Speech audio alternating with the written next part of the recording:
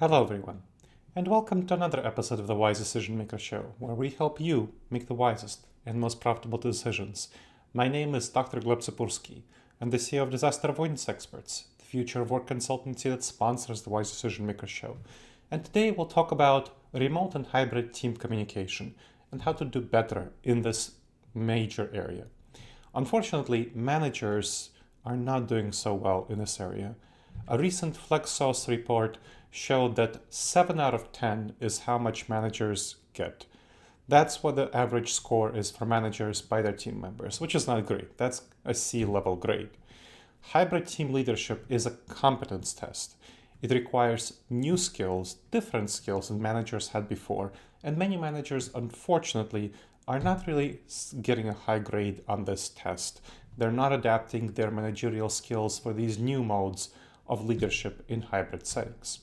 That's why 30% of employees are frustrated. According to FlexOS report, they report being frustrated by unclear instructions from their managers. So the communication issues as a result affect both team cohesion and team efficiency. So team togetherness is how close and connected they feel, and its efficiency, how productive the team is.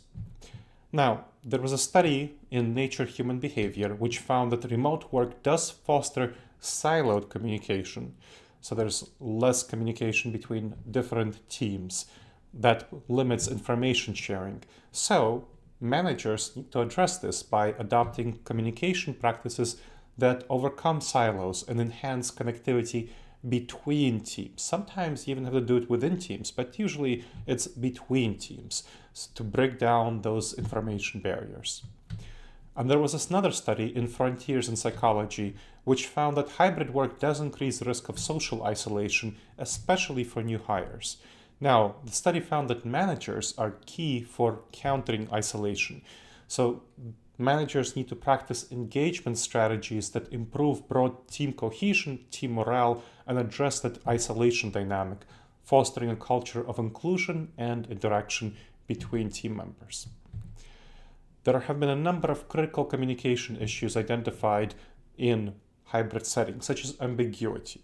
And so this ambiguity of messaging, where the messages are not clear, where the manager thinks she or he is communicating clearly, or team members think they're communicating clearly, but actually their instructions are unclear. We saw from the FlexOS report that over 30% of workers report their managers not having clear instructions. But clarity is paramount, and being close, nearby, in the same office doesn't necessarily even equate to clear communication. So we have some problems with clear communication even in the office, but it's more problematic, of course, when you're working remotely because you have to communicate more by text, you communicate more by asynchronous methods, and it's hard to communicate effectively using those methods unless you're being deliberate and practice having effective, clear guidelines for communication. So let's talk about how conflicting instructions cause some problems. So I'll tell you a case study from a client of mine where I was consulting on helping them have good hybrid work communication. And this was a classic case study that we got from a focus group of how bad communication had some problems. So the manager sent emails that were somewhat vague, and they led to confusion among team members. Had some mixed messaging on project priorities, saying do this, do that, and team members weren't sure what was the actual priority. So that's why employees were struggling to identify what they should focus on, and because of this lack of clear direction, they had lower morale, and thus lower productivity because there's not consistent guidance, there's lower morale, they don't know what to focus on. So that is a big problem. And this relates to what's called the availability gap, where people who are working remotely perceive most frequently that there's reduced manager support compared to them working in the office. So according to the FlexOS report, remote employees are 36% less likely than in-office counterparts to feel that their managers are accessible or that their managers are effective in building connections. So the manager's availability is seen as limited, and that distance creates serious communication challenges, and that inequality in attention is worse for remote employees. So you want to make sure as a manager to address that and put more efforts toward communicating to employees when they're working remotely that intuitively feels like you should. Now, team efficiency is compromised by this neglect by managers. This inconsistent engagement leads to dissatisfaction by team members. They feel marginalized when they're working remotely. They're perceived as being second class within the team. And that neglect harms overall team dynamics and morale and productivity and efficiency. What are the solutions? You really want to revamp your communication styles. So think about the platforms that you're using.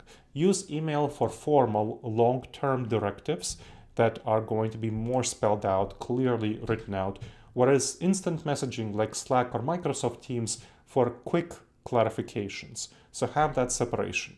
And create a clarity canvas for project goals, which has online responsibilities and key deadlines, which is a form of a centralized digital information hub, which stores decisions, meeting minutes for various projects and takeaways, key action items, the status of various projects.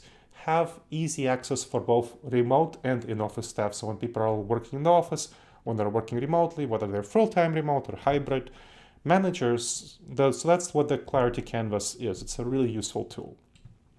Separately, managers should establish office hours when they can be easily accessible and when the staff know that they can be easily accessible by Microsoft Teams message, by Slack, by voicemail, so giving a phone call, by text. Encourage use of these office hours, so have daily office hours, for example, from 12 to 1, where people know that they can easily reach you and chat to you. Also, you want to have specific days and hours for collaborative work. For example, you can have Tuesdays from 10 a.m. to 4 p.m. for team brainstorming or other sorts of activities. So have specific times of day for activities and have both in-person and virtual team interaction. So that can be team brainstorming in person, team brainstorming remotely, whatever it is, but that can be the time for more innovation-oriented activities. Other times can be for more collaboration-oriented activities. So whatever it can be virtual, it can be in person. A nice thing to do is having monthly team building activities. Even if you're working full-time remotely and you have the budget, it would be great if you do monthly, but at least quarterly. You really should be doing team building activities. And balance in-person and virtual events for all team members. So you can do with quarterly in-person events and then 2 times between the quarters. So during the months that you don't do quarterly team building activities, the other 8 months, you can do virtual team building activities. Now, team engagement strategies. To engage your team, you really want to know what engages them. So have some surveys to understand preferences among your team members and analyze these surveys for what kind of activities to do, both virtual and in person.